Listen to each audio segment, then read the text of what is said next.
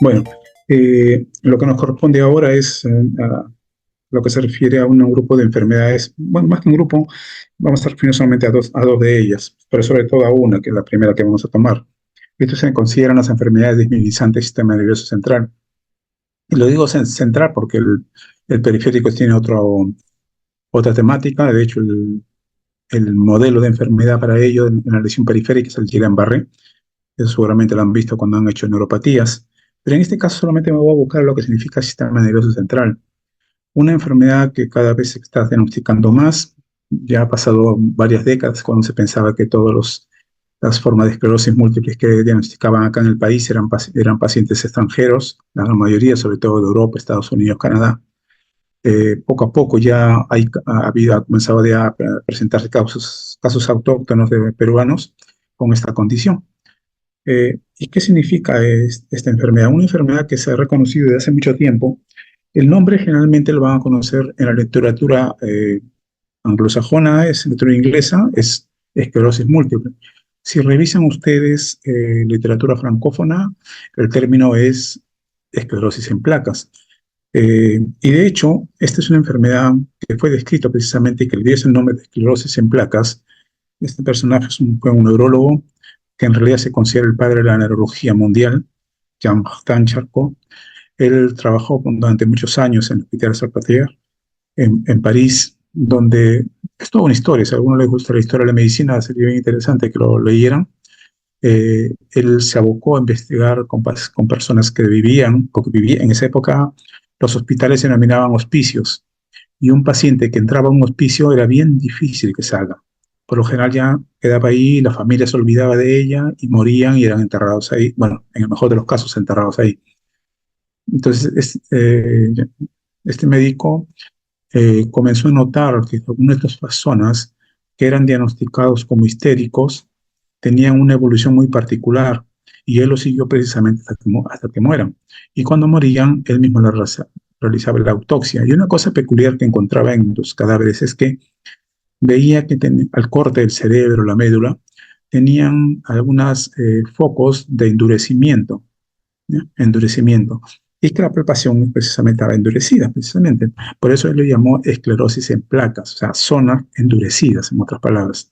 Y ese es el término con que se trabaja en el territorio francófono. Porque póngase en la mentalidad de aquella época, estoy hablando de los años, inicios de los años 1800, quizás últimos de los 1700, donde una persona eh, de un momento a otro se queda ciego de un ojo. mm, Se pasa generalmente 2, 3 semanas y recupera la visión. Pasan unos meses, 6, 8, quizás un año, y aparece como hemiplegia. Y esa hemiplegia nuevamente se recupera en unas semanas. Pasa un tiempo y ya tiene otra hemiplegia en el otro lado. Entonces eso, en esa época, pacientes que tenían esos déficits y que se recuperaban espontáneamente al íntegro, bueno, muchos de ellos pues, eran catalogados como histéricos. Y como histéricos en esa enfermedad era una enfermedad mental y por lo tanto era tributaria de que tenían que estar internados. Y bueno, y así se internaban esos pacientes. Porque más o menos es la historia natural de esta enfermedad. Son enfermedades con déficit focales que al inicio la gran mayoría son transitorios, ¿no? A diferencia de un déficit focal, por ejemplo, en isquémicos, que el típico ejemplo es el accidente isquémico transitorio, donde hay un déficit focal transitorio, pero en este caso, en vascular, la definición dice se recupera en menos de 24 horas. En los pacientes con sospecha de esclerosis múltiple, si hay una recuperación, esa recuperación es después de 24 horas. Esa por lo menos es la primera definición de cuando uno sospecha un déficit focal vascular o un déficit focal inflamatorio. Lo digo inflamatorio porque las enfermedades inmunizantes tienen una base inflamatoria y parte degenerativa también. Entonces, esta es una enfermedad, precisamente es crónica, como cualquier otra enfermedad y por lo tanto, como el 95% de enfermedades que actualmente existen en el mundo, no se cura. ¿Ya? No hay que ser fatalistas en pensar que una enfermedad neurológica no se cura. En realidad, pues, la gran mayoría de enfermedades no se cura, así como una hipertensión y diabetes, que son controlados bien, está bien, eso sí, son bien controlados y la calidad de vida de un paciente va bien, ¿ya? Pero ahí a decir que le va a curar, como que alguien diga que le va a curar la diabetes, que le va a curar la hipertensión, no es así. Entonces, esto es una enfermedad crónica, este nervioso, donde lo peculiar en la anatomía patológica, la base, por lo menos base inicial, es una inflamación y esa inflamación lleva a una pérdida de la mielina del sistema nervioso central. Por eso se llama desmielinizante. Muchos de ellos empiezan, como les había mencionado hace un rato, en forma ondulante. Aparece el déficit y se recuperan. Por eso se llama el inicio, se denomina una abreviatura RR. Es una abreviatura internacional. Los RR significan los pacientes con esclerosis múltiple remitentes recurrentes. Es decir, tienen un déficit focal y se van recuperando. Y ese déficit focal puede ser variable en el tiempo. Puede ser variable. Algunos de estos pacientes que empiezan así remitentes recurrentes, algunos de ellos eh, hacen un nuevo déficit y pero ese déficit ya no mejora. Es más, todo lo contrario, comienza a progresar. Eso se llaman los secundarios progresivos, la esclerosis múltiple secundaria progresiva. ¿Bien? Eh, Hay otros pocos pacientes en las cuales es su único brote y nada más. ¿Bien? Eso los llaman, la abreviatura inglesa lo denomina la CIS, los CIS, CIS, que es una condición clínicamente aislada. Y otros más que tienen más bien la mala suerte de que empiezan su recaída y no se recuperan. Lamentablemente empiezan y siguen para adelante, y siguen apareciendo otros brotes y siguen para adelante. Esos son los más severos, que se llaman las primarias progresivas, los PP. ¿Bien? Lo que si, al final, si a un paciente no se le trata, ¿no? Si bien puede recuperarse al inicio con el tiempo, bueno, esas inflamaciones y recuperaciones comienzan a dejar secuela. Y por eso que hay una reducción constante, mantenida, sostenida de las funciones neurológicas de diferente tipo. ¿Ya? Y eso es en el caso de los pacientes. De hecho, como les había dicho acá, esto más o menos lo que más se preocupa en estos pacientes es que exista el deterioro cognitivo, porque si no se tratan estas condiciones, pueden llegar a lo que significa la demencia por esclerosis múltiple, en otras palabras, un deterioro cognitivo. Y es un deterioro que se va presentando con el tiempo, donde su discapacidad cognitiva es cada vez progresiva en la medida que comienza a presentarse de la manera del primer brote, como dice acá, monosintomática, y después cuando ya comienzan a aparecer las recaídas, remisiones, remitentes recurrentes, ese deterioro se va acentuando hasta que se convierte en una secundaria progresiva, donde el deterioro se hace más exponencial. ¿Bien? Es el curso clínico de deterioro que va a tener el paciente. Pero en la medida que va ocurriendo ese deterioro clínico, a la par, a la inversa, va llevando un aumento del deterioro cognitivo. ¿Bien? Un aumento del deterioro cognitivo. Y eso es lo que se trata de ver con estos pacientes. Más allá de lo que se pueda pensar, es como que se dice, la enfermedad va por dentro. Puede externamente, puede externamente no manifestarse, pero si no se trata, esa enfermedad internamente está evolucionando. O sea, y eso muchas evidencias, después te voy a decir cómo fue, muchas evidencias comienzan a demostrarte que así es esta condición. Y por eso que una vez diagnosticado tiene que ser tratado. Tiene que ser tratado. De hecho, esto es una enfermedad. Si uno comienza a decir en medicina en general, ¿qué enfermedad más se ha investigado? Probablemente no me equivoque con que diga que es esclerosis múltiple. Porque esta enfermedad, la mayoría de pacientes a nivel mundial, la mayoría son de países desarrollados. Estados Unidos, Canadá, Europa. Entonces la investigación que hacen con esta enfermedad es inmensa, porque el costo de salubridad de esta enfermedad no es de millones, sino de billones de dólares. Por eso que esta enfermedad, ustedes pueden decir, si se ha investigado de tal cosa, eso se haya investigado con esta enfermedad. Entonces se tiene mucho conocimiento de esta condición. Tanto así que la terapéutica se ha ido hecho cada vez más múltiple, con más fármacos están presentándose, cada año se presentan mucho más para esta enfermedad precisamente. Entonces, nosotros tenemos de hecho, un paciente de forma general tiene un estadio en la cual un momento en su vida en que va a comenzar a aparecer los síntomas, de una forma, como les había dicho inicialmente, remitente recurrente. ¿Bien? Pero llega un momento en que esto ya no llega a su estado, a su línea de base, sino comienza a progresar. Y en ese aumento de progresión, sí, pues va a tener algunos brotes que van a acelerar la progresión precisamente. ¿Bien? Ahora, hay un estadio preclínico, ciertamente, y eso cómo se ha evidenciado, porque estos pacientes, cuando están en su forma sintomática, cuando vemos la resonancia magnética, y dicho sea de paso, esta es una enfermedad que solamente se puede monitorizar con resonancia magnética. Acá la tomografía no sirve de nada. ¿Ya? Acá básicamente es la resonancia magnética.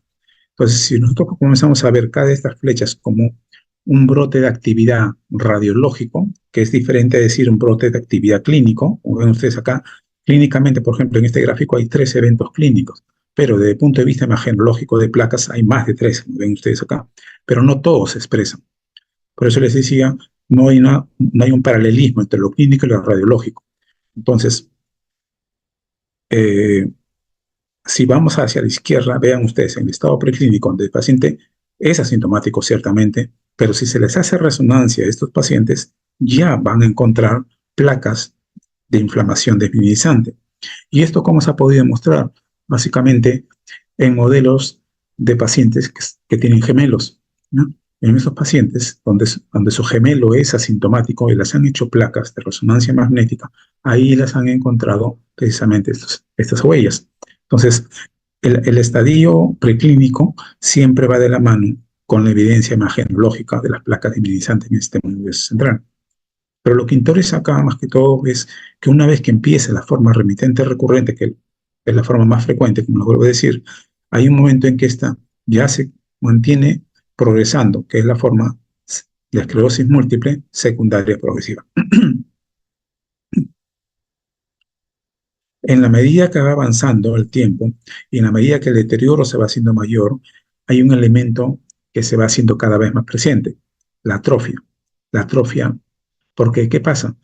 Estos pacientes, en la medida que avanza la inflamación, comienzan a perder neuronas y esa neurona, sobre todo a niveles corticales, se ve como atrofia cortical. Entonces, la huella de la progresión de la enfermedad es básicamente la atrofia cortical. Eh, ya les había dicho esto. ¿Cuáles son las áreas que sobre todo afectan? Como ven ustedes acá, formas motoras, formas sensoriales, formas sensitivas, formas cognitivas, como les vuelvo a repetir, solamente en los estadios avanzados, no son de inicio. La visión es muy común que se afecte. Y dicho sea de paso, uno puede decir, pues, pero el nervio óptico es un nervio. Entonces, ¿cómo es que sientes una enfermedad del sistema nervioso central? Es que, si bien anatómicamente es un nervio, histológicamente no lo es. Ni el nervio óptico ni el nervio olfatorio son nervios en realidad. ¿Ya? En realidad lo que son, esas estructuras son expansiones, ¿ya? Salidas de la sustancia blanca. ¿Ya? Son expansiones de sustancia blanca. Es como la sustancia blanca que está dentro del cerebro se ha protruido, como una antena de caracol, así, algo así, se ha salido. Y obviamente termina en el ojo o en el bulbo olfatorio. Pero esas dos estructuras no son nervios en sí. ¿Ya? Nervios es como unas, donde la mielina está formada por células de Schwann. Acá no. La mielina sistema nervioso central está formada por el oligodendroglio. Y esa mediación precisamente ocurre en el nervio olfatorio y en el nervio óptico. Por eso que estos dos nervios se ven comprometidos en esta enfermedad, ¿no? Y no van a haber otra condición. Como los brotes que ocurren con esta enfermedad, los déficits focales, son plurisintomáticos porque va a depender de dónde va a ocurrir el brote, dónde va a ocurrir la placa diminizante. Si será en el cerebelo, si será en el tronco cerebral, si será en la sustancia blanca, sabe Dios, o quizás una múltiples, en fin. Entonces, ¿qué es lo que? Acá no hay un patrón clínico. Lo único que hace sospechar de esta condición, uno es, primero, que sea un déficit focal, ¿bien? Y que tiene una evolución favorable, ¿sí? Que por lo general son en jóvenes. Digamos, en ese contexto uno más o menos le puede hacer sospechar y recién entrar a investigar ya todo lo que corresponde para un paciente con déficit focal joven, ¿bien? Les había mencionado de que prácticamente a nivel mundial la mayoría están sobre la línea ecuatorial, precisamente México, perdón, Estados Unidos, Canadá, países europeos, ¿ya? Entonces, la mayoría de esta población con esta enfermedad están ahí, ¿bien? Eh,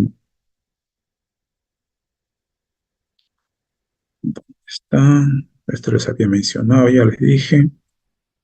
Entonces, cuando nosotros tenemos tenemos enfrente esta enfermedad, las zonas más predilectas de condicionar eh, placas inflamatorias, pues veremos cómo es eso de las placas, es precisamente el nervio óptico, ven ustedes acá, ¿ya? Alguna vez la médula cervical, el tronco cerebral, independientemente que sea bulbo, protuberancia o mesencéfalo. El cerebelo también es otra zona que se ve bastante comprometida. El cuerpo calloso, obviamente, porque es ahí una alta densidad de mielina. ¿Sí? Y las áreas subcorticales que se van a presentar también, áreas por debajo de la corteza cerebral en diferentes lugares. ¿Sí? Esos son lugares que en predilección se encuentran estas placas diminizantes. ¿Sí? Eh, pero cuando nosotros encontramos unas placas, lo que sí tenemos que ver es que hay dos tipos de placas. Una lesión aguda, donde el patrón histológico es la inflamación, y la lesión crónica, es decir, una vez que pasa el problema inflamatorio, ¿qué es lo que queda? La consecuencia, que es la pérdida de mielina, el daño axonal, porque la mielina está alrededor del axón. Y, y esto ocurre. Un axón no puede vivir sin mielina, como una mielina no puede vivir sin axón. Una vez que uno se pierde, el otro se va a dañar. La velocidad en que ocurre, eso sí es variable. Entonces, cuando se recuperan rápido, quizás el daño axonal no es tan evidente, pero cuando ya el daño de la desmielinization es bastante intenso y prolongado, sí, pues el daño axonal se manifiesta. Y como consecuencia de la inflamación, hay una reacción, precisamente esta inflamación va a generar una reacción astrocitaria, que es la gliosis. Y esta representación es la evidencia histológica de una lesión desmineralizante crónica, apagada, inactiva. A diferencia, la inflamación, la evidencia de marcadores inflamatorios, nos está diciendo que está en actividad, esa placa está activa y por lo tanto necesita ser tratado de manera inmediata. Por mucho tiempo se pensó, estoy hablando de hasta más o menos 20 años quizás, sí, más o menos, se pensó que esta enfermedad era solamente desminimizante, inflamatoria, ¿no? Porque evidentemente en ese momento todas las evidencias apuntaban a ello. Y como había recuperación, nadie se le ocurría de que esto podía ser degenerativo también. Y más allá de eso, el tiempo ha podido demostrar que en realidad esta es una enfermedad que es inicialmente inflamatoria, pero que posteriormente, según cómo evolucione, se va a convertir en algún momento de su evolución en degenerativa. Las evidencias de degeneración neuronal, si bien son más recientes, no es que nunca lo hubo. En realidad, pues, este patólogo, me parece que fue polaco, sí demostró el año 15, hablando del siglo pasado, prácticamente hace más de 100 años, evidencias de degeneraciones neuronales y axonales. Bueno, no le dieron mucha tribuna a este patólogo, porque en ese momento se decía, "Ah, claro, símbolo de una inflamación". Y después ya con los años, ustedes ya tuvieron que pasar más o menos a 80 años para que recién, ya con métodos muchísimo más modernos, comiencen a evidenciar el daño axonal y la degeneración vulvar que tienen los axones. Entonces, esta es la mejor evidencia de decir que esta es una enfermedad inicialmente desminimizante y secundariamente degenerativa. Porque de hecho, cuando nosotros comenzamos a ver las placas de esclerosis múltiple desde el punto de vista histológico, y en estas placas vemos qué tanto el axón está dañado, vean ustedes, por ejemplo, esto no llama la atención porque se llama la histología de una placa activa, inflamada. Evidentemente, el daño axonal es bastante evidente. Cosa diferente si comenzamos a investigar las placas crónicas, ¿ya? Crónicas. Una cosa es que cuando hay actividad central, donde hay más lesión, y otra en la periferia. Perdón, en la periferia hay más lesión y en la nivel central donde hay menos lesión. Pero igualito, en realidad este cuadro no va apuntado acá, ¿ya? Va apuntado acá, a ese término, donde supuestamente la sustancia blanca está aparentemente normal, donde por estudios histoquímicos sí demuestran que hay un mínimo, pero sí existente daño axonal. Entonces, ese daño axonal sí se presenta, está presente de inicio, solamente que no es evidente porque todo está, digamos, encubierto por toda la clínica histopatología inflamatoria, ¿no? Entonces, Porque al final y al cabo, lo que ocurre, hay todo un ataque de autoinmunidad, porque esta enfermedad es autoinmune, con una autoinmunidad celular, ¿no? Es una autoinmunidad celular. Entonces, de alguna manera, ocurre en la periferia una activación de la microglia y después estos van a activar a los linfocitos que de alguna manera van a presentar un antígeno. Ese antígeno está en veremos. ¿Cómo es que lo presenta? También está en veremos, pero sí se ha evidenciado de que hay una, si no es una molécula de mielina, sí por lo menos una molécula que mimetiza la mielina. Entonces, en este caso, lo que se quiere básicamente es tratar de demostrar que hay una activación linfocitaria periférica y estos linfocitos activos son los que van a permitir se van a permitir el ingreso atravesando la barrera hematocefálica. Solo los linfocitos activos atraviesan barrera hematocefálica, los inactivos no. Bueno, pero en este caso es una mala suerte. Y una vez que traspasa la barrera hematocefálica, va a generar todo el daño sobre la mielina central, o sobre la mielina o sobre la célula productora de mielina, que es la oligodendroglio. Por los dos casos ocurren. ¿Bien? Entonces, tenemos acá diferentes formas de cómo evidenciar esta condición. Como se puede demostrar, vean, por ejemplo, acá, desde el punto de vista, esto más que todo como concepto general, ¿no? Cómo puedo demostrar la inflamación a través de captación de contraste, cómo puedo evidenciar el componente de anormalidad a niveles de canales de sodio, porque es lo que ocurre en el daño axonal, es básicamente con imágenes especiales de canales de sodio, y así sucesivamente. Entonces, hay un daño axonal, ¿ya?, secundario a un daño de mielina, porque esta línea como que se está perdiendo, se está pelando, digamos, ahí se va el término. ¿Bien? La causa de este fenómeno inflamatorio, como lo vamos a decir, no se conoce qué es lo que activa esta condición, no se conoce. Lo cierto es que lo que active esto va a llevar a toda una cadena de reacciones autoinmunes asociadas con los mecanismos inflamatorios. ¿Bien? Y eso va a conllevar precisamente después a la pérdida mielina y después a la pérdida axonal. Entonces, pero, ¿qué ha ocurrido para que un linfocito se active de forma que reconozca la mielina como extraña? Eso es algo que todavía está por demostrar qué es lo que es, qué es lo que hay.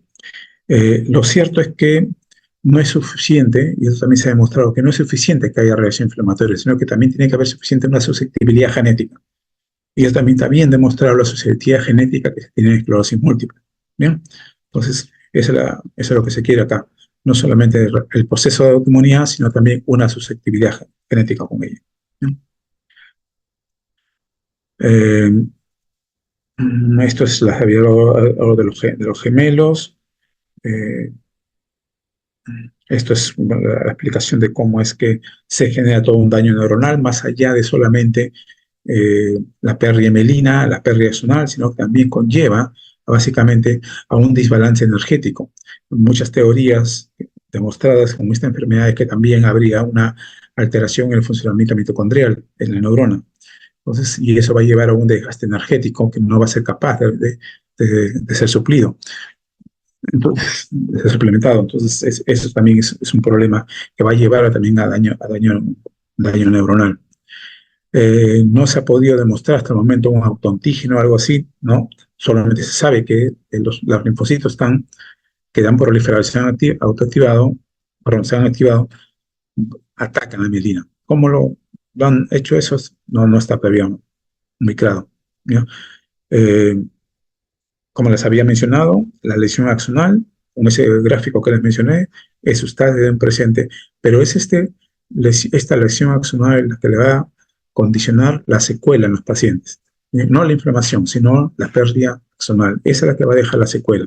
Y por eso lo que se quiere, lo más rápido, cuando existe un proceso inflamatorio, es tratar de apagar ese fuego, ese incendio, para que no deje secuelas. Y eso es básicamente la mentalidad que se tiene con la inflamación, con el tratamiento de estos pacientes.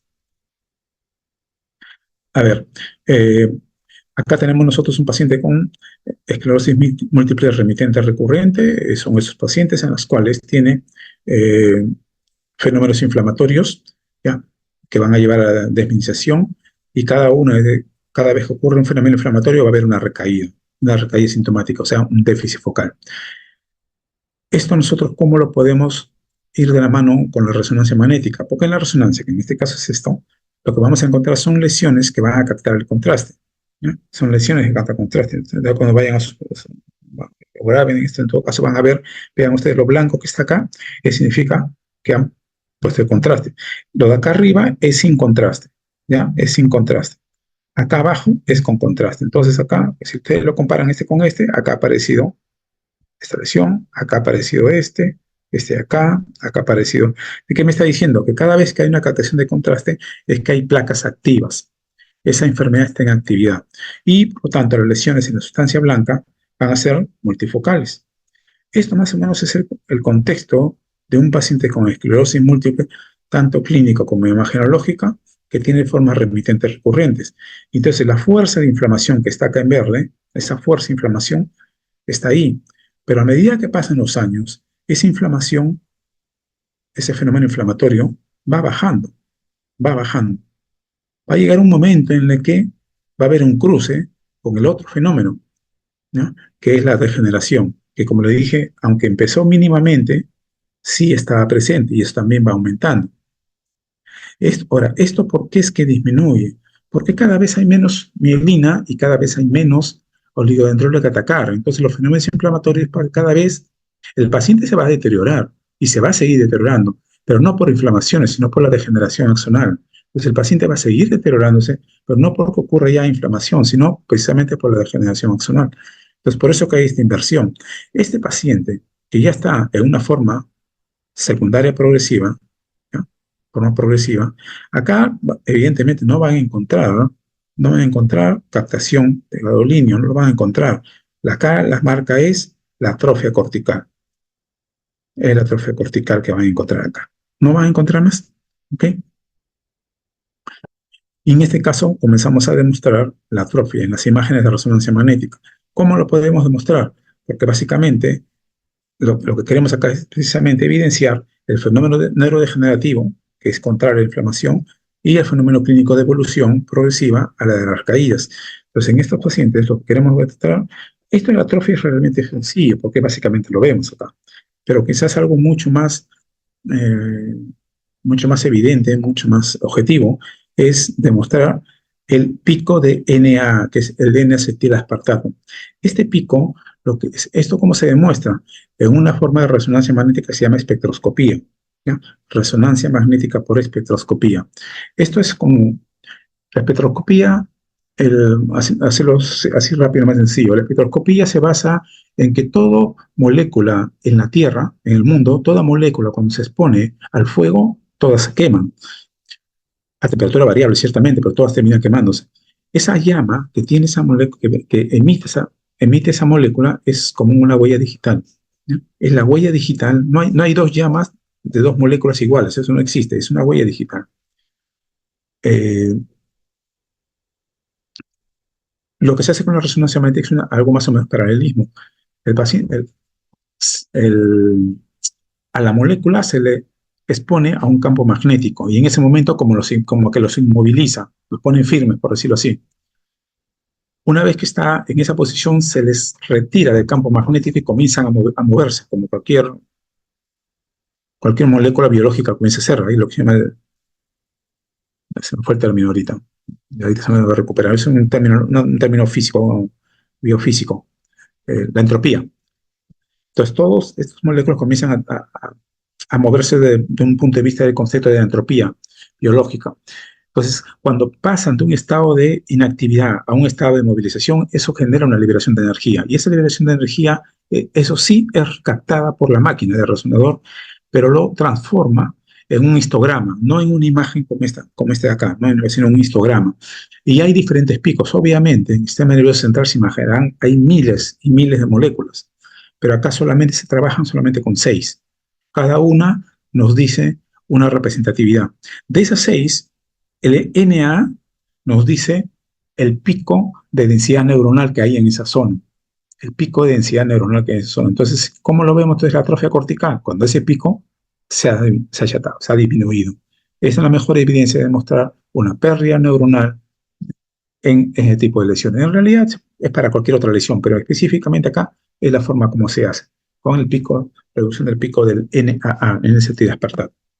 Entonces, pero más allá de esto, de la condición que tiene el paciente clínica, también se ha demostrado lamentablemente la esperanza de vida. La esperanza de vida en los pacientes con esclerosis múltiple es significativamente menor al que no lo tiene. Y eso se ha demostrado no solamente en países, eh, por ejemplo, esta es una estadística de Noruega, esto se ha reproducido en otros países e incluso en países latinoamericanos también han podido evidenciar esto, que hay una reducción de la esperanza de vida en los pacientes con esclerosis múltiple, sobre todo cuando no han sido tratados a tiempo. Uh-huh.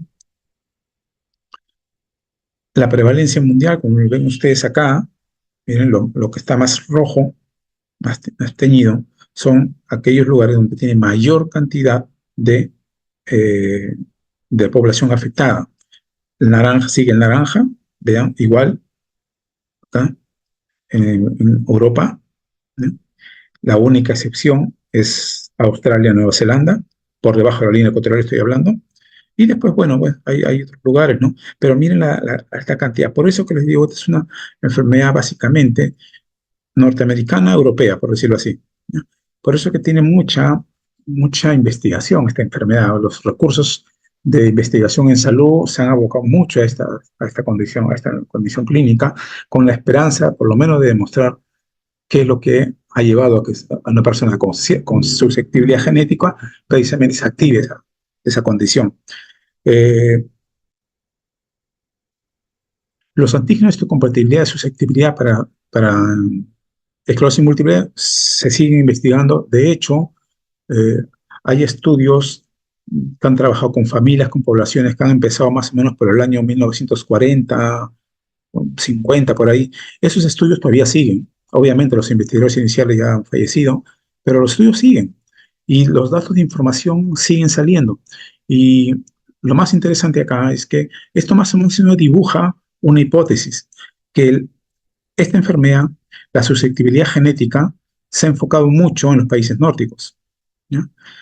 Y lo que se postula es que estos países, hace más de 200 años, 300 años, quizás más, estos, estos pobladores nórdicos, que fueron bastante activos en lo que significa la exploración y la invasión, comenzaron a invadir zonas de Europa, Inglaterra, ¿ya? Ahí ya dejaron su carga genética y la mejor evidencia es que los escandinavos, los vikingos, llegaron a Norteamérica precisamente que ellos llegaron acá. Y ahí, como te digo, de igual manera, sembró su carga genética en esa zona. No llegaron a Latinoamérica, llegaron a México, llegaron acá.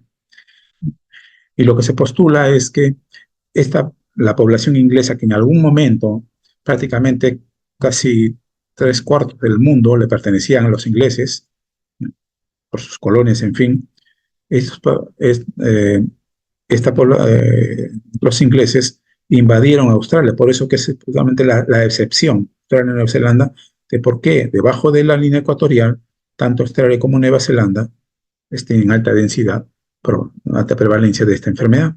Entonces, eso es más o menos lo que se postula, no solamente de un punto de vista biológico poblacional, sino también de un punto de vista genético, porque esas antígenas de histocompatibilidad se ha llegado a evidenciarse en estas poblaciones. Por eso que decía, si algo se ha investigado, acá es esta enfermedad. Ahora, factor ambiental se presupone que existe, se presupone, pero no está muy claro identificarlo. Y de hecho, como te acuerdas que nos decía que hay ciertos estudios de población que se han seguido todos los años, de décadas y décadas y décadas. ¿Qué pasó? A ver, un estudio bien interesante, donde comenzaron a ver a una población con susceptibilidad genética que se muda a otro país, ¿ya? Acá tenemos dos personas que han mudado a otro país, ¿bien? Otro país donde tiene, acá provienen de un país con alta prevalencia de esclerosis múltiple, y acá también se mudan a otro país con alta prevalencia de esclerosis múltiple, cada uno con sus patrones clínicos. Cuando esta persona se muda antes de los 15 años y si hace esclerosis múltiple, lo va a hacer de una forma como el país que lo recibe. A diferencia, si esta persona se muda después de los 15 años y si hace esclerosis múltiple, lo va a hacer con las características del país de donde viene. Conclusión, algo pasa antes de los 15 años. Algo se expuso, algo ingirió, algo pasó antes de los 15 años para que esta persona se haya desarrollado, comience a desarrollar en futuro la esclerosis múltiple. El punto de investigación es saber qué es ese algo, pero eso es algo muy evidente que se tiene acá. En todo esto, el riesgo ambiental se han postulado muchas hipótesis, desde virus ambientales, ¿ven? De diferente tipo. ¿Ya? Cada uno tiene con su argumento de pro, como también hay otras investigaciones que dan argumentos en contra. ¿Bien? Diferentes tipos de virus, herpéticos, Epstein-Barr, citomegalovirus, algunos adenovirus, en fin. Es más, en algún momento se comenzó a inculpar las vacunas. Lamentablemente, eso, sobre todo, esto es un problema. Por eso es que las vacunas, hubo una investigación en que la vacuna de hepatitis, me parece, comenzó a correlacionarse con alta prevalencia de esclerosis múltiple en, el futuro, en las poblaciones que habían recibido esta vacuna en la infancia. Y no solamente eso, lo peor fue que lo catalogaron también las otras investigaciones en simultáneo que comenzaron a relacionar la presencia de las vacunas en mujeres que se resultaron ser embarazadas y que sus hijos, algunos de ellos comenzaron a tener autismo. Entonces, le hicieron una correlación. Eso realmente pues, fue un alimento formidable para aquellas campañas antivacunas. Entonces, por eso y sobre todo que en Estados Unidos, Europa, Canadá, la esclerosis múltiple es algo que impacta. Entonces, eso motivó a que la aceptación de vacunas se cayera al suelo y todavía sigue. Entonces, la aceptación de vacunas en estos países europeos, Norteamérica, Canadá, es bien baja y todo empezó en esa época. De hecho, la mejor evidencia es cuando hubo el COVID. A pesar de todo, no, la resistencia a la vacuna fue bastante alta en estos países. ¿Qué otra particularidad se tiene? Otra evidencia que esto sí está algo más claro, es la exposición a la radiación y la vitamina D. ¿Ya? Eh, Tanto la radiación como la vitamina D se asocian a un menor riesgo de esclerosis múltiple. Por eso que en muchos países, sobre todo en Europa, los suplementos de vitamina D son muy comunes, con la esperanza de que la evidencia experimental se traduzca en la evidencia clínica, de que así sea, que cada vez haya menos, o por lo menos menos intenso. Entonces, siempre lo que se quiere es que las personas tengan una menor exposición solar y que tengan un mayor nivel de vitamina D en el suelo. Entonces, para que en forma teórica, como le digo, es una evidencia experimental que está probada. Lo que está por bien si es que esto se va a llevar a la forma clínica. ¿Bien? Ahora, les había mencionado que el diagnóstico no es fácil porque es una enfermedad plurisintomática en el tiempo, ¿ya? En el tiempo, porque es difícil que existan dos esclerosis múltiples idénticas, es bien difícil que tengan la misma reacción inflamatoria en el mismo lugar, en el mismo momento. Entonces, eso es bien difícil. Entonces, sobre todo cuando no hay un biomarcador. No existe, no es como una diabetes, el biomarcador son la tolerancia a la glucosa, la hemoglobina glucosidad, sabe Dios. Entonces, pero hay algo, ¿no? Pero en este caso no lo hay, no lo hay. Entonces, todo descansa, el diagnóstico descansa básicamente en las evidencias clínicas que se van a tener. Uh-huh. Entonces, ¿en qué se trabaja, en qué se basa el diagnóstico con esta enfermedad? Primeramente, encontrar un síndrome típico. ¿Para qué es un síndrome típico? En un rato le explico. Pero lamentablemente no siempre hay síndromes típicos. Pero si lo hay, en buena hora. Tener la demostración de que el sistema nervioso está afectado. Y eso evidentemente solamente los síntomas y los signos lo van a decir. Nada más. No necesitan ver ustedes una imagen. Simplemente qué es lo que tiene un piramidal, una dismetría, una neuritis óptica, o sea, hay algo central ahí. Entonces, eso simplemente es clínico nomás. Demostrar lo que se llama diseminación en el tiempo, en el espacio. ¿Qué significa esto? En el espacio, significa demostrar que el paciente ha tenido diferentes lesiones en diferentes áreas del sistema nervioso central. Es decir, si un paciente ha tenido en algún momento una dismetría, cerebelo, ha tenido una hemiplegia alterna, tronco cerebral, si ha tenido una neuritis óptica, nervio óptico, ya estamos hablando de 3 lugares. Entonces, ha habido diseminación en el espacio, 3 lugares que han estado o están comprometidos. Y diseminación en el tiempo significa que esos brotes han ocurrido en diferentes momentos, ¿no? Antes, hace un año tuvo, hace 6 meses tuvo otro, pero diferente. Entonces, de esa manera están demostrando diseminación en el espacio y en el tiempo. de forma clínica. De forma imagenológica también lo pueden demostrar a través de la resonancia magnética, cuando ustedes ven placas en diferentes lugares del medio central y placas que algunas captan y otras no captan. Es decir, se han presentado en diferentes momentos. Diseminación en el tiempo y en el espacio demostrado clínicamente y radiológicamente. Y algunos se cogen de esto, que no hay mejor explicación que darlo. Simplemente es eso. Esto sobre todo, obviamente, cuando no hay resonancia magnética, ¿no? Pero si lo clínico me está evidenciando eso, uno sigue para adelante con ese postulado. ¿Qué son síndromes típicos? Digamos, neuritis óptica, por lo general unilateral. Son raros los esclerosis múltiple que hagan neuritis óptica bilateral. La gran mayoría es unilateral. ¿Hay compromiso del tronco cerebral? Sí, pero hay algunos muy, muy particulares. Primero, la oftalmoplegia internuclear. Y eso básicamente ustedes lo ven con un paciente que cuando desvía el ojo de manera horizontal, uno no le sigue al otro. Así de sencillo, no le sigue al otro. ¿Ya? Entonces, eso se llama oftalmoplegia internuclear. Es como, a ver si me siguen, es como si yo volteara a la derecha, le dijera al paciente, mire para la derecha, el ojo derecho gira a la derecha, pero el ojo izquierdo no gira a la derecha. ¿Ya? ¿Ok? Porque cuando nosotros miramos a la derecha, los dos ojos tienen que ir a la derecha, tanto el ojo derecho como el ojo izquierdo. Entonces, en la oftalmoplegia intranuclear, yo le digo, mira a la derecha, el ojo derecho mira a la derecha, el ojo izquierdo no mira a la derecha. Pero si a este paciente le hago cerrar el ojo derecho, entonces solamente le examino el movimiento del ojo izquierdo, que supuestamente no miraba a la derecha, no podía movilizar. Si yo le pido cerrando el ojo derecho, que mueva el ojo izquierdo, lo va a hacer. Lo va a hacer. ¿Bien? Lo va a hacer. Pero cuando hace la mirada binocular, ahí no lo va a hacer. Eso significa oftalmoplegia intraocular. ¿Bien? Y la otra síndrome muy particular es la neuralgia trigémino, pero no cualquier neuralgia. Neuralgia trigémino se van a ver ustedes.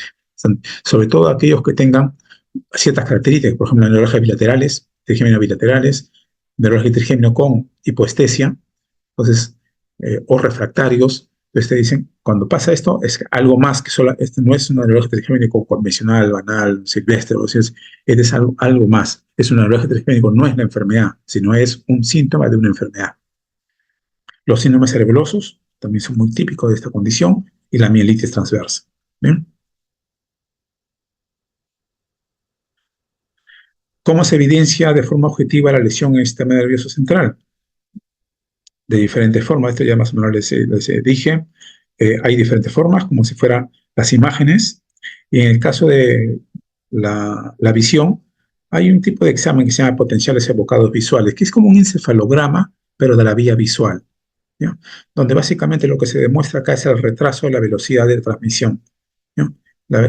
Hay una lentificación en la transmisión de la información. Pero cuando se hay disminución de la velocidad es porque hay poca mielina y por lo tanto es diminuizante. Esa es la base, el fundamento de por qué se utiliza este examen. ¿No? No, ya. Diseminación en el tiempo, ya se había adelantado, cómo es que les había explicado qué significa cada uno de estos. ¿Bien? Eh, Estos son, digamos, unos criterios en los cuales, pues, más que todo como conceptos, hay ciertos criterios para esto, pero no deja de lado que ustedes vayan con esa idea. Diseminación en el tiempo y en el espacio en esclerosis múltiple significa en el espacio que diferentes áreas del sistema nervioso están comprometidos, en el tiempo que esas áreas comprometidas se han comprometido en diferentes momentos de su vida. Esa es la mejor, digamos, conclusión que se tiene de acá. A veces no se puede demostrar esto. Entonces, ¿de qué nos agarramos? Hay un examen que se llama el líquido ferroarquídeo, la punción lumbar, porque este es un examen que de todas maneras hay que hacerlo. En toda enfermedad inflamatoria debilitante hay que hacer estudio de líquido ferroarquídeo. Y acá que vemos la demostración de los bandas oligoclonales. ¿Ya? Es una, es una reacción a través de una exposición por electroforesis, en que hay cierto grupo de proteínas que no se movilizan como debería ser, o sea, se quedan en el camino. Entonces, cuando hay más de dos bandas, se dice que, ¿cuál es la traducción? Digamos, la contraparte en este caso. No, digamos, ¿cómo lo podemos interpretar? Si un paciente tiene bandas oligoclonales, esto me sirve para el criterio de diseminación en el tiempo. ¿Ya? Diseminación. O sea, el paciente, por decirlo así, es un paciente que solamente tiene una evidencia, un brote nomás. ¿Ya? Un brote de esclerosis múltiple. Y ustedes en la placa lo encuentran diferentes placas. Entonces, ahí están demostrando ustedes diseminación en el espacio, pero no encuentran diseminación en el tiempo, porque todas las placas tienen, por decirlo así, entre comillas, la misma edad, por decirlo así. Entonces, ¿qué? Si ustedes a ese paciente le hacen la punción lumbar y le encuentran bandas cerebronales, esa es demostración de diseminación en el tiempo, ¿ya? Aunque la resonancia no lo demuestre, ¿no? Para eso es útil el estudio del líquido cefalorraquídeo. Entonces, acá tenemos nosotros una resonancia magnética, ¿bien? Es, acá, esto es como una tomografía de mejor definición, por decirlo así. ¿Por qué? Porque la sustancia blanca es blanca más clara que la sustancia gris. Y el líquido cefalorraquídeo, ¿okay? El líquido cefalorraquídeo es oscuro. Acá nosotros lo que vemos, acá ven ustedes, son placas ovoides alrededor, acá un poco más grande, ¿sí? Del ventrículo, de los ventrículos laterales. Y esto es muy típico. La mayoría de placas, por lo menos al inicio, de placas dimerizantes están alrededor del ventrículo lateral, ¿ya? ¿Y por qué? Porque la mayor densidad de oligodendrolia es precisamente periventricular, que el oligodendrolia es el blanco de ataque o de su miel, de mielina o de ella misma. Entonces, por eso que es muy particular esta localización de las placas. Algo, pocas veces al inicio están como estas, aglutinadas, conglomeradas. La mayoría al inicio están así aisladas, ¿ya? Están aisladas. Y una particularidad, vean ustedes que son ovoideas. Y por lo general el eje mayor está perpendicular al ventrículo. Ustedes se encuentran con esa descripción, así, ovoideas y perpendiculares, lo más probable es que eso sea esclerosis múltiple. Bien, esta es la secuencia T1, pero con gadolinio, donde ya ustedes van a ver cada vez que hay una captación, ¿bien? Se pone blanco, es que es una placa activa. Acá digamos que es típico esta captación en U. Para los neuroradiólogos esto es muy, muy orientador. Lo más probable es que esto sea en acá, como en U. Lo más probable es que esto sea, ¿no?, esclerosis múltiple. Acá tenemos nosotros si ven ustedes, acá T1, sustancia blanca más clara que la sustancia gris y líquido negro. Aquí es todo lo contrario. La sustancia blanca es más oscura que la sustancia gris y el líquido es blanco. Es el negativo, al contrario. ¿Para qué nos ayuda esta secuencia? Para ver precisamente, es muy sensible para la movilización de agua, por lo tanto de edema y por lo tanto de inflamación. Por eso que ustedes pueden no ver inflamación acá, solamente placas crónicas antiguas. Eso es lo que van a ver acá, no van a ver más. Placas crónicas antiguas, ¿ya? A menos que una sea tan inflamada que esté evidente y que no ve con gadolinio si está inflamada. Pero acá lo que vemos, sí, ya, acá vemos el fenómeno inflamatorio tanto de las placas crónicas como las placas antiguas, ¿sí? Y esto lo vemos como blanco. Entonces, y ahí estamos con la duda. Entonces, ¿qué tanto es antiguo y qué tanto es nuevo? Acá nos ayudamos de esta secuencia, el FLAIR. Este FLAIR es intermedio entre T1 y T2. ¿Qué comparte de T2? Que la sustancia blanca es más oscura que la sustancia gris, como acá. ¿Y qué comparte T1? Que el líquido es negro. ¿Bien? Acá el FLAIR lo que me dice es el agua anormal. Me saca todo lo que es agua normal, sino el agua anormal, lo único. Y acá se ven precisamente todas las áreas de inflamación, tanto antigua como crónica. ¿Bien? Acá tenemos una forma. A veces confunden, esto parece un tumor, es lo que se llama granuloma. Un granuloma es una lesión nodular que cuando pone en contraste capta de forma en anillo periférico. Es un granuloma. Ahí entran a tallar la cistis, toda condición que forma granuloma. Lewis, Brucella, toxoplasma, sabe Dios, cisticercosis. Es un diagnóstico diferencial, ¿no? Pero acá están todas las hiperseñales en T2 porque las placas se ven blancas en T2. Acá son justacorticales, que no es común, pero pueden ocurrir, ¿ya? No es común. La mayoría son periventriculares alrededor de ese ventrículo, como acá. Algunas veces en el tronco, en el infratentoriales, por ejemplo acá, en los pedúnculos cerebelosos. ¿Sí? Y acá está en la médula, ¿dónde está? Ah, ya, acá hay un poco, acá hay otro, y acá hay otro, en diferentes lugares medulares. ¿Bien? Tenemos ahí también evidencia de esclerosis. Por eso le digo, hay diferentes lugares donde está. Acá están lo que se ve en T1 sin gadolinio, los agujeros negros que dicen que hay una placa, nada más, una placa. Pues recién cuando le pongo gadolinio, los que captan me van a decir, es está activa, nada más. ¿Mm? Y en FLAIR, todas las lesiones, tanto activas como inactivas que se ven. Hay muchos criterios de esclerosis múltiple que se han desarrollado, cada vez más elaborados. Este es uno de los últimos. Hay uno más, eh, más ¿cómo le puedo decir? Un ratito, perdón. Un momentito. Uy, se me pasó. Pero bueno, ¿qué pasó? No funciona. No funciona.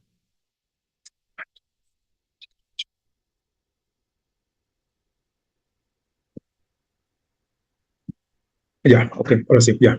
Entonces tenemos acá. eh, ya, el mensaje es este. Así, por ejemplo, en epilepsia les han dicho que un paciente tiene que tener, para que de uno lo catalogue como epilepsia, tiene que haber tenido por lo menos dos crisis epilépticas separadas de 24 horas y antes de un año. Es más o menos el bosquejo que tiene. O sea, no hay crisis epilépticas, perdón, no hay epilepsias con solamente una crisis epiléptica.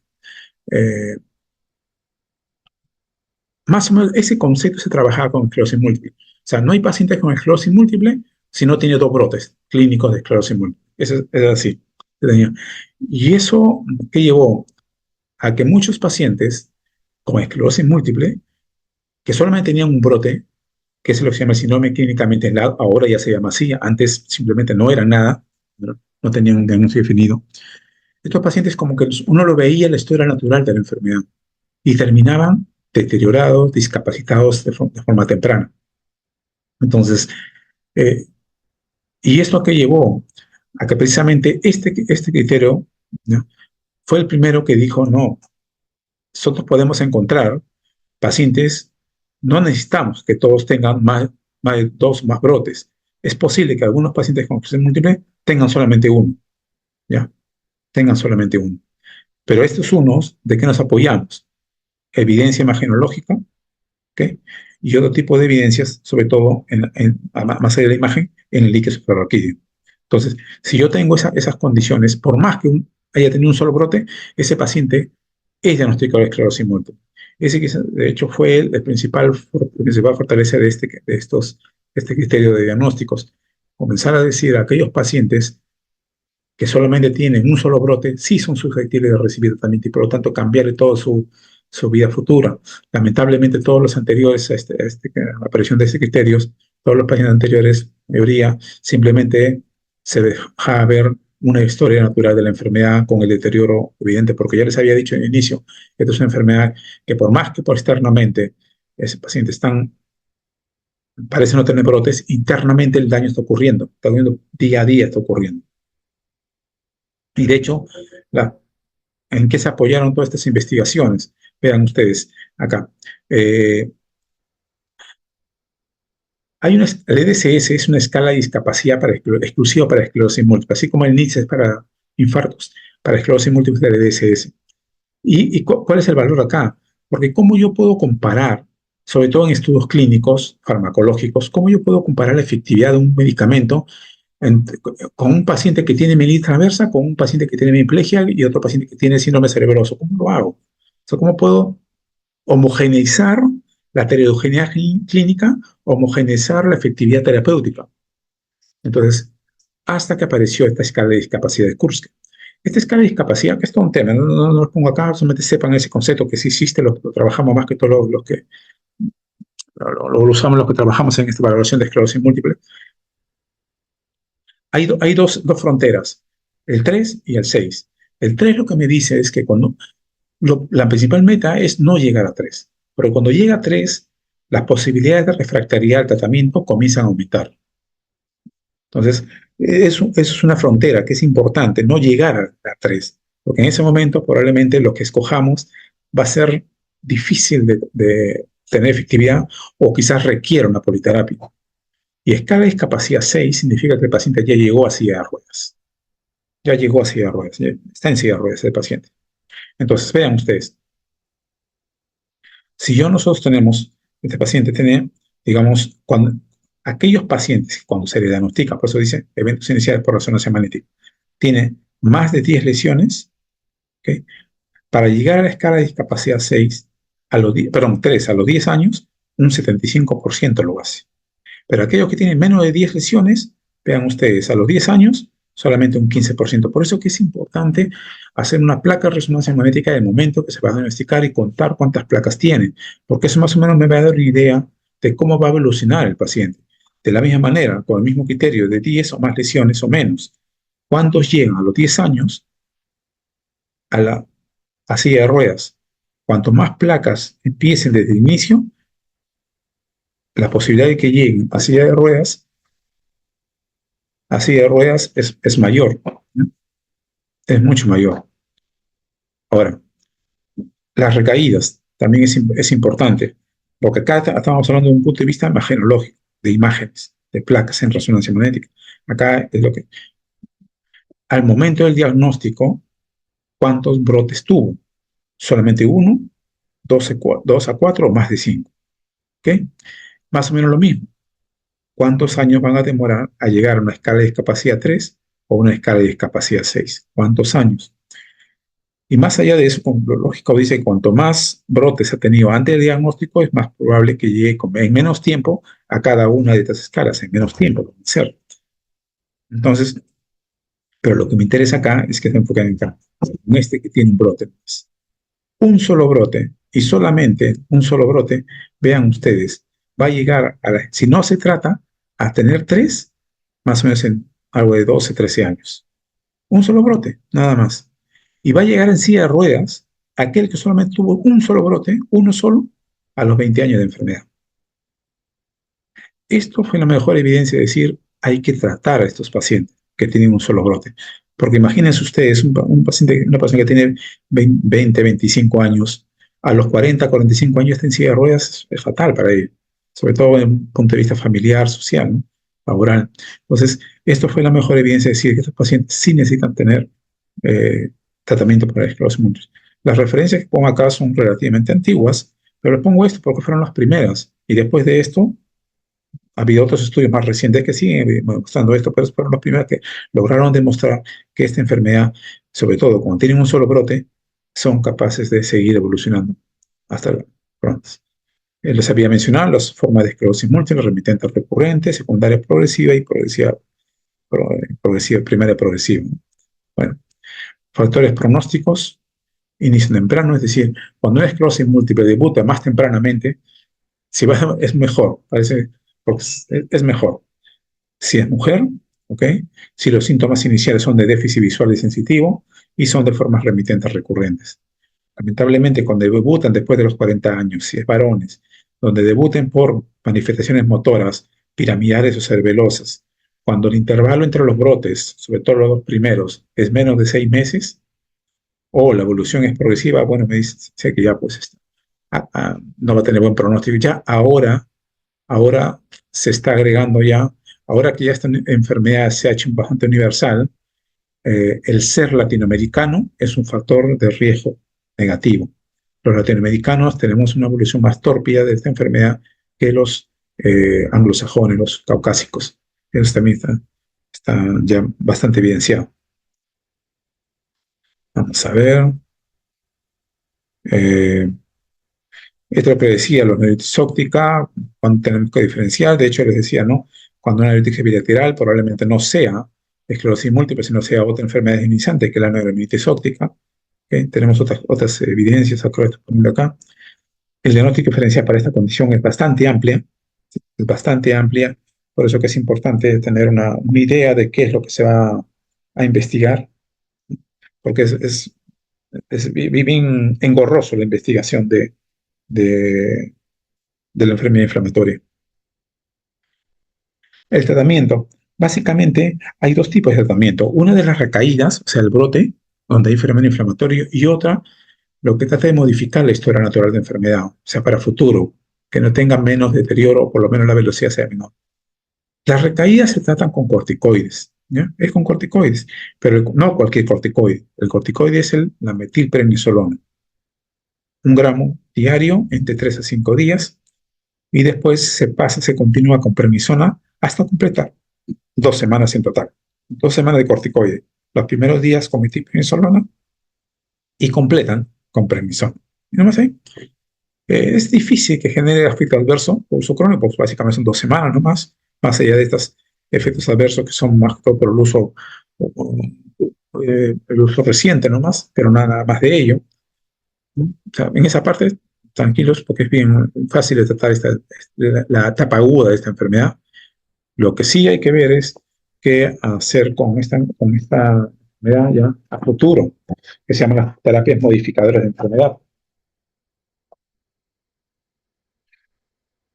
Las terapias modifican. Y acá hay las primeras moléculas que aparecieron fueron los interferones, que siguen utilizándose acá. Después comenzaron a aparecer otro tipo de moléculas de diferente naturaleza. Empezamos a hablar ya eh, algunos que son orales, estas son casi últimas ya, los últimos 6 años, 5 años han aparecido las, porque antes de estas todos eran parenterales, todas, o endovenosas, intramusculares o subcutáneas. ¿Bien? Los monoclonales, cada vez hay un boom de los tipos monoclonales, natalizumab, obinutuzumab, rituximab, ofatumumab, okenlumab, hay unos 7 me parece, que son de medicamentos con anticuerpos monoclonales. Eh, Acá se ve mucho de cuál utilizarse, pero no como concepto, esto ustedes no lo van a poder decidir, pero sí sepan como concepto de que existen una multiplicidad, porque realmente, como digo, la investigación farmacológica, más allá de las otras áreas de investigación, ha sido todo bastante tremenda y han logrado de sintetizar y siguen todavía apareciendo nuevas moléculas útiles para el tratamiento de esta enfermedad.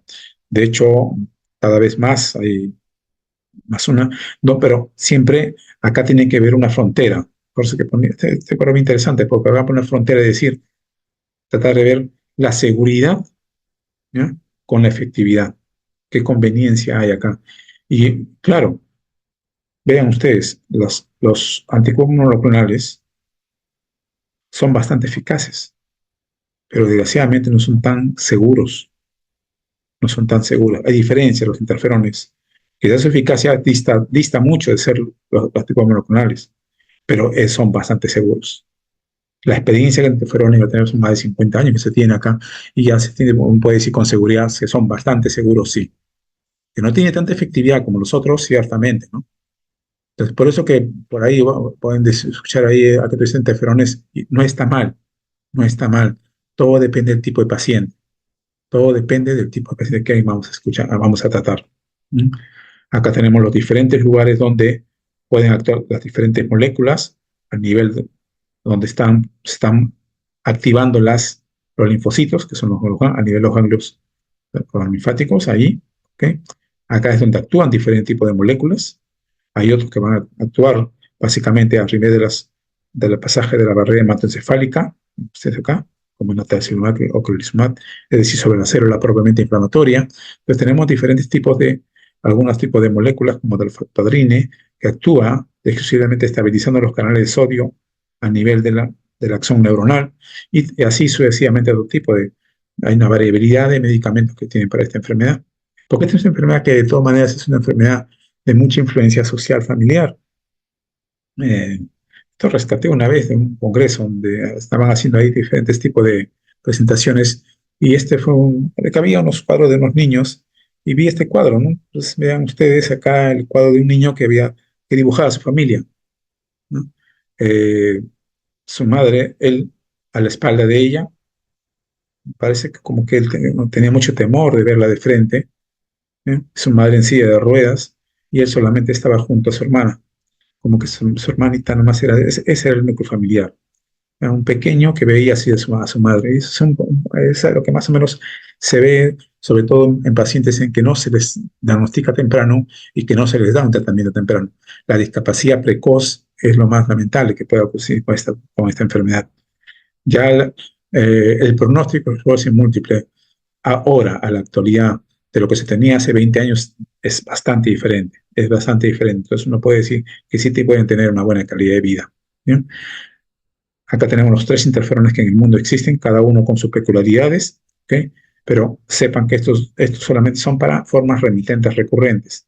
Solamente el betaserón es el único que está aprobado para secundaria progresiva. Y acá está la evidencia de la demostración. Vean ustedes aquellas personas que, recibían interferón y aquellos no. Vean ustedes, al año no hay mayor diferencia. No hay La diferencia se presenta recién a partir de los años. Estoy hablando desde un punto de vista de la conservación del parénquima, del parénquima cerebral, de la corteza cerebral. La diferencia. En otras palabras, ¿qué es lo que se trata de decir con esto? Tratar a un paciente con esclerosis múltiple, menos de un año no vale la pena, es más un gasto. Porque dicho sea de paso, el tratamiento es caro, es bien caro. Ya no baja de promedio, pues unos entre 800 $1,200 mensuales. Entonces es más o menos, es caro. Si le van a dar un tratamiento, denle bien, no por un mes, 2 meses, no le están engañando y no están haciendo gastar en vano. El tratamiento por lo menos tiene que ser un año. Lo mismo se ocurre con las lesiones en, en, en la resonancia magnética. Es decir, ¿hay evidencia clínica de menos brotes? Sí. ¿Hay evidencia imagenológica de protección con el tratamiento? Sí. ¿Hay evidencia de lesiones a nivel de tipo de placas? También. ¿Okay? Vean ustedes la diferencia. Y por coincidencia, vean, el primer año no hay mayor diferencia entre los que reciben placebo e interferón, pero sí al segundo año. Muy similar a lo que se presenta en la densidad parenquimal. ¿Bien? Como les decía, este es un cuadro conocido, y uno de primera intención uno dice, wow, pues tasa de recaída anual. ¿Quién tiene más tasa? Los interferones comparado con un anticuerpo monoclonal como la tenaterizumab. Entonces, lo lógico dice, hay que utilizar estos, ¿para qué utilizar ellos? Pero es que precisamente hasta la actualidad, la seguridad con los anticuerpos monoclonales no es lo que dista de ser lo ideal. Entonces, por eso que, a pesar de todo, se siguen utilizando los interferones, el statoglatinamer, todavía se siguen usando. Estos son para casos muy específicos y tienen que ser muy bien seleccionados, porque los efectos adversos de anticuerpos monoclonales se han visto no solamente activar enfermedades autoinmunes, sobre todo tiroiditis Hashimoto, ha visto también activar cánceres, ¿sí? Cáncer de piel, sobre todo cáncer de piel, cáncer de hígado, se ha visto una relación directa. Se ha visto una relación directa en enfermedades autoinmunes tipo lupus eritematoso, también se ha visto activación de estas condiciones. ¿Bien? Entonces, digamos, y más allá de otros efectos adversos, la leucocefalopatía multifocal progresiva, que sí, la natalizumab es el que está más relacionado con esta condición, que es una condición bastante discapacitante. Entonces, sí, hay que tomarlo con pinzas esta, pero no digo que sean malos, ¿ah? O son buenos medicamentos, tienen alta efectividad, pero la seguridad. Por eso que hay que saber escoger quién necesita. Y después de un screening minucioso, decir, allá, el riesgo de problema con esta molécula es mínima, entonces se puede utilizar. ¿Sí? Porque de hecho, lo que habitualmente se hace es empezar con interferones, glatiramer y poco a poco ir avanzando poco a poco hasta digamos, los que supuestamente son más efectivos, pero con menos seguridad, como son los de monoclonales. ¿Bien? Estamos ahí, estamos modificadoras. Eh, Eso es lo que se dice, el monitoreo de los beneficios potenciales, o sea, pros y contras, ver los pros y contras. Pero o sea, un día uno utiliza para un paciente que el primer brote no es discapacitante, quizás un brote sensitivo, digamos, con hipoestesia, solamente eso, un interferón va a ir bien, bastante bien, o sea, un problema, esa parte, ¿no? Eh, Hasta ahí lo que se define la neuromielitis óptica. ¿Qué se puede decir de otra enfermedad que se llama el complejo de la neuromielitis óptica? Le digo complejo porque es una multiplicidad de enfermedades, un grupo de enfermedades que tienen algo en común, en que afectan, a diferencia de la esclerosis múltiple, este se enfoca básicamente en dos áreas, la medular como mielitis transversa y a nivel del nervio óptico como neuritis óptica. Son las dos áreas donde ataca esta enfermedad. No ataca el tronco, no ataca, por lo menos sintomáticamente muchas veces así, pero igual afecta el nervio óptico, como dice acá, médula espinal, algunas áreas del tronco cerebral muy diferente a la esclerosis múltiple. Acá, por lo general, lo que ataca son las áreas más posteriores, que están en el piso del cuarto ventrículo. Y de hecho, el más común, el área postrema. Después vamos a explicar qué significa esto, el área postrema. Bien. A diferencia de la esclerosis múltiple, lo que ataca más que todo son las áreas piramidales, que están hacia adentro, hacia adelante, donde van, descienden las vías piramidales, es ahí donde más ataca. Entonces, lo más frecuente es que sea neuritis óptica, a diferencia de la esclerosis múltiple, que por lo general es unilateral, este sí no es raro que sea bilateral, ¿no? Y por lo general no se recuperan al 100% como la esclerosis múltiple, queda algo de deterioro, queda algo.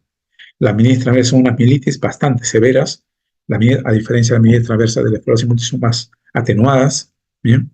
Y el síndrome de la postrema. Sí, digamos, son los ejemplos, síndromes típicos de esta neuritis óptica. El síndrome de la postrema es una inflamación precisamente en las partes de inflamación del piso 4 ventrículo, donde básicamente la única sintomatología no es neurológica, es vómitos con o sin hipo, ambos intestinales refractarios, están así, días, semanas con vómitos, hipo, vómito, hipo, una de ellas, ¿no? Con o sin, o vómito o hipo, o los dos, están ahí. Y no se trata, no se controlan, no mejoran. Entonces, en esos casos, no dejen, nunca se olviden de que probablemente sea algo neurológico, no echarse a pensar que solamente todo es digestivo. Entonces, de las tres manifestaciones típicas, la primera, neuritis óptica, por general bilateral, con dolor, a diferencia de la esclerosis múltiple, que generalmente no lleva dolor, ¿sí? Y es muy frecuente que primero debute con neuritis óptica y después haga mielitis transversa, ¿ya? Este es un fondo de ojo que todos ustedes deberían saber hacer, ¿ya? Donde se ve la papila con los bordes definidos. Esta es la neuritis óptica. Los bordes borrosos, edematosa, se llama papiledema, ¿ya? Y esta es la neuritis óptica, que también es deterioro visual, pero isquémica, donde ustedes van a ver los trombos en las arterias. Es bastante diferenciable. Siempre cuando nosotros tenemos una neuritis óptica, siempre saberlo, ¿no? Porque ambos son agudos. ¿Es inflamatorio o es vascular? Y el fondo de ojo nos va a decir esto. La mielitis transversa, los otros también es típica. Paraplegia, con pérdida de sensibilidad, disfunción vesical, típica, pero bastante acentuada. Bastante acentuada. Y el síndrome de área postrema, les había dicho ya, náuseas, vómitos, con hipo, todas refractarias, ¿no? Y que a veces, como dice ahí, puede ser la primera evidencia de la enfermedad. La primera evidencia de enfermedad. Entonces, a diferencia de la esclerosis múltiple, esta es más tardía, ¿ya? Es más tardía. Generalmente la esclerosis múltiple debuta en la segunda, a inicio de la tercera década de vida, por lo general, ¿ya? A inicios o segunda, tercera década, entonces es más todos los 20, 25, entonces es la mayor frecuencia ahí, ¿ya? Eh, las recaídas son mucho más frecuentes. En la esclerosis múltiple, generalmente las recaídas entre el primer año llegan hacia un 30-40%, son mucho menos frecuentes, ¿ya? Y a diferencia de esclerosis múltiple, esta sí tiene un marcador biológico, que es un autoanticuerpo. Por lo tanto, esta enfermedad, este grupo de enfermedades, es de autoinmunidad humoral. A diferencia de la esclerosis múltiple, es autoinmunidad celular, ¿ya? El autoanticuerpo se denomina así el IgG de la neuritis óptica o anti-acoporina 4, porque el autoanticuerpo va contra canales de agua, la acoporina contra canales de agua.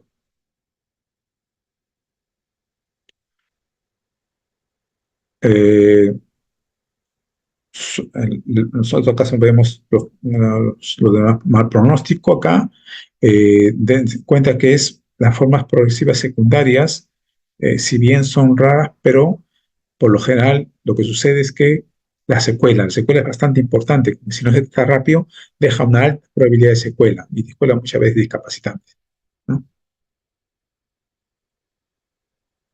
Les había dicho, sino autoinmunidad humoral, ¿ya? Donde los autoanticuerpos son los que se van a, primeramente, siempre la presentación de antígeno contra un linfocito, pero a diferencia que del linfocito que va a tener una reproducción clonal, este lo que va a hacer es llevar la información a las células plasmáticas y estas células plasmáticas son las que van a hacer la multiplicación clonal, que van a desarrollar los autoanticuerpos, que van a atravesar la barrera hematoencefálica. Entonces, mientras acá tenemos el modelo de inmunidad celular de la esclerosis múltiple, acá tenemos el modelo de inmunidad humoral de la neuritis óptica hacia la derecha de ustedes, autoanticuerpos contra los canales de calcio. Los criterios diagnósticos son diferentes a las de esclerosis múltiple, acá básicamente porque todo depende si son seropositivos. Si son seropositivos, básicamente, tener un paciente con seropositividad y tener una mielina traversa, una neuritis óptica, un síndrome de apostrema, ya está el diagnóstico. El problema básicamente es, como digo, los diferentes tipos de manifestaciones, ¿okay? Manifestaciones que tenemos acá. ¿Okay? Un síndrome diencefálico bastante infrecuente, pero cuando se presenta no dice esto es lo más probable, es la narcolepsia, ¿ya? Es un síndrome de encefálico. Como digo, no es muy frecuente, así contable de la mano. Lo he visto más una vez, no sé, tantos años de neurólogo, una vez nomás he visto esto, pero es importante tenerlo en cuenta, ¿ya? Tenerlo en cuenta. Cuando más bien son cero negativos, ahí entra a hallar ya otros fundamentos para que ustedes tengan la evidencia de que tienen frente a ustedes un paciente con neuromilitis óptica. Cuando es cero positivo, es sencillo. Pero el problema es cuando es cero negativo. En las imágenes, acá, todo lo que le vamos a leer, acá se lo voy a tratar de diferenciar mejor. Vean ustedes, son, no, esto no, ya acá. Les había dicho que en neuritis óptica hacen resonancia ustedes.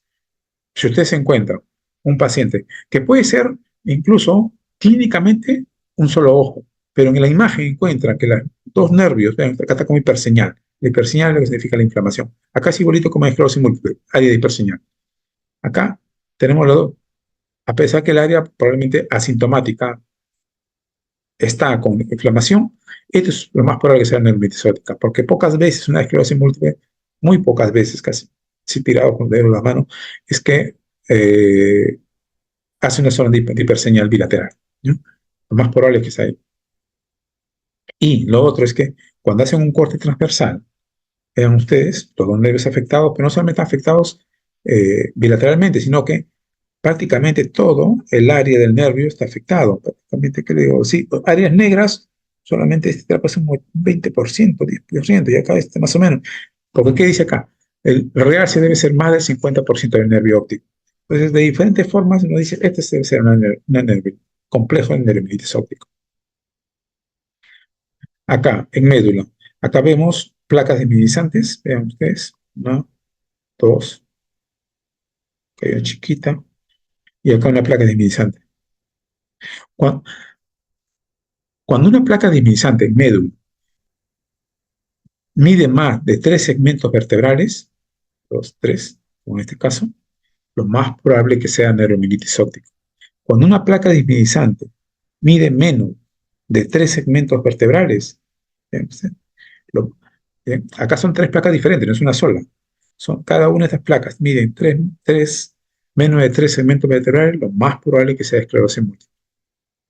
Eso es lo que estaba escrito anteriormente, es un texto que se lo estoy diciendo ya en imagen. Vean ustedes acá la señal, la hiperseñal, grande, ¿no? Acá también grande. Más de 3 segmentos vertebrales. Pero lo más probable que sea neuromielitis óptica.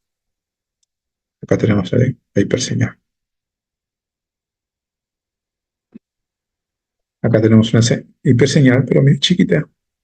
Esto es más probable que sea esclerosis múltiple. Y no ocupa más del 50%. Casi similar como en nervio óptico también. Cuando ocupa más del 50%, lo más probable que sea neuromilitis óptica. Pero acá como está menos del 50%, lo más probable es que sea esclerosis múltiple. Estas son las áreas más frecuentes de hiperseñal más allá de lo otro, a nivel encefálico. Primero, acá. Y esa es una principal diferencia. Acá también está alrededor del tercer ventrículo, perdón, de un ventrículo, pero es de alrededor del tercero, ¿ya? Del tercer ventrículo, no del primero, ni del segundo, los ventrículos laterales, sino del tercer ventrículo, ¿ya? Y por lo general están conglomerados ya, desde el inicio están conglomerados, totalmente diferente a la esclerosis múltiple, ¿ya? Que es más que todo de los ventrículos laterales, estos, y están aislados. ¿Y por qué? Porque estas son las zonas en Fornix, y acá, donde tiene mayor densidad de canales de agua. Por eso es que estos canales de agua. Y acá tenemos nosotros el piso del 4 este es el área postrema. Acá está la inflamación.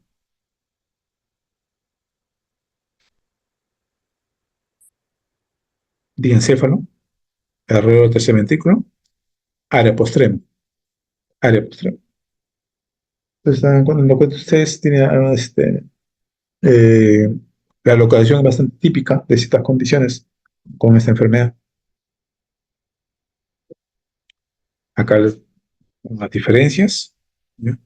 Ahí lo pueden revisar ustedes. El tratamiento de esta enfermedad también idéntico, idéntico a la esclerosis múltiple. Metiprimesolona y se completan 2 semanas con prednisona. La alternativa es la pramaféresis, considerando que es autoinmunidad humoral. Es una alternativa, sobre todo se utiliza en brotes bastante serios, ¿no? Bastante severos. Los que son leves, podemos solamente con corticoides suficiente. El problema es qué hacer después. Casi no tiene tanta variabilidad de alternativas. No tiene tanta eh, acá ya es más restringido. De hecho, lo que más muchos medicamentos que se utilizan en esclerosis múltiple pueden agravar la neuronitis óptica, ¿ya? Porque es decir, no todo lo que sirve en esclerosis múltiple va a servir en toda enfermedad desminimizante. Como dice acá, el telisumac, interferón beta y fingolimod son moléculas que pueden deteriorar más al paciente con neuritis óptica. Quizás el único que sí parece tener cierta acción es el rituximab. Lo que más se usa es la cetoprina, porque es precisamente, hay bastante experiencia con cetoprina, se conoce mucho sobre los efectos adversos, su monitoreo, en fin, pero se utiliza bastante. El micofenolato también es algo que se está utilizando, pero siempre la primera opción es la cetoprina. Tanto rituximab como micofenolato son alternativas secundarias, y sobre todo cuando pacientes no responden a la cetoprina. En esos casos se puede utilizar eso.